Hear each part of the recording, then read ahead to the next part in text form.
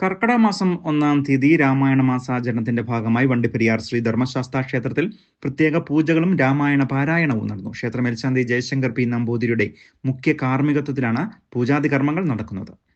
Rainbow news വാർത്തകൾ നിങ്ങൾക്കായി അവതരിപ്പിക്കുന്നത് ജോലിയും വാഗ്ദാനം നൽകുന്നു.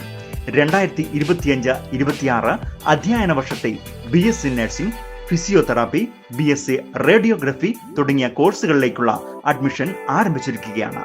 കൂടുതൽ വിവരങ്ങൾക്ക് 97 88 88 95 95 എന്ന നമ്പറിൽ ബന്ധപ്പെടേണ്ടതാണ്. നിങ്ങളുടെ ഭാവി സുരക്ഷിതമാക്കൂ. തിരവയം നഴ്സിംഗ് കോളേജ്, പെരിയകുളം, തേനി.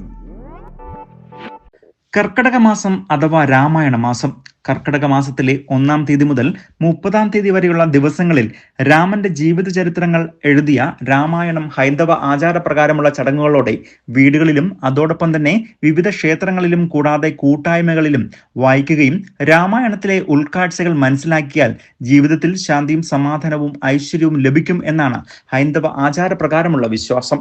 ഇതിന്റെ ഭാഗമായി വണ്ടിപ്പെരിയാർ ശ്രീ ധർമ്മശാസ്താ ക്ഷേത്രത്തിൽ രാവിലെ മുതൽ തന്നെ കർക്കിടക മാസ പ്രത്യേക പ്രാർത്ഥനയും പൂജകളും ക്ഷേത്ര മേൽശാന്തി ജയശങ്കർ പി നമ്പൂതിരിയുടെ മുഖ്യ കാർമ്മികത്വത്തിൽ നടന്നു. നിരവധിയായ ഭക്തജനങ്ങളാണ് തോട്ടം മേഖലയുടെ വിവിധ പ്രദേശങ്ങളിൽ നിന്നും ക്ഷേത്രത്തിൽ എത്തിയിരുന്നത്.